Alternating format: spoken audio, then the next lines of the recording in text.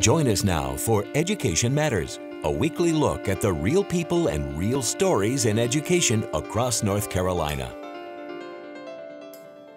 Welcome to Education Matters, presented by the Public School Forum of North Carolina. I'm Keith Poston. Mark Johnson was elected nearly 2 years ago as State Superintendent of Public Instruction.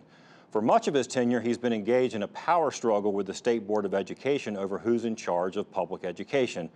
Now that the North Carolina Supreme Court has sided with Johnson and the General Assembly, he's moved quickly to restructure the department, creating some new leadership positions, replacing some senior staff, and pushing ahead on several key initiatives as the new school year begins. We're going to sit down with Superintendent Johnson on the full show today to discuss those top priorities as well as key issues facing education in North Carolina.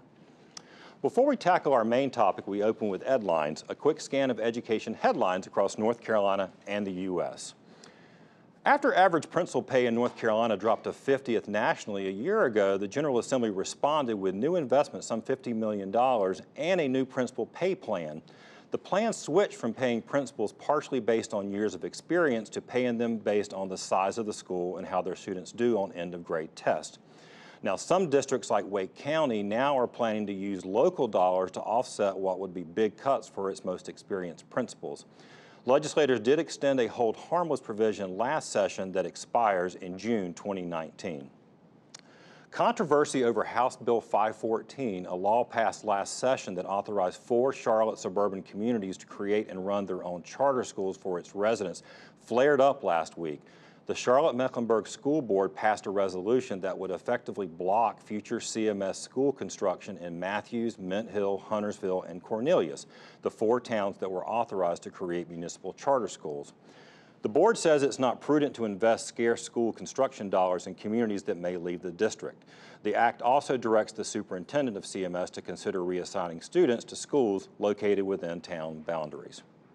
Finally, a new national report came out on school discipline last week from UCLA and the ACLU, and it found that children in America's public schools lost more than 11 million instructional days due to suspensions during the 2015-2016 school year. Now, North Carolina's data, when you look at it, we fared pretty poorly compared to other states with more than 650,000 lost days, and more concerning, a disproportionate rate of suspension for students of color and students with disability. Remember, you can visit the Public School Forum's website at ncforum.org, click on Education Matters, and read more about each of these headlines as well as all the other topics we cover each week.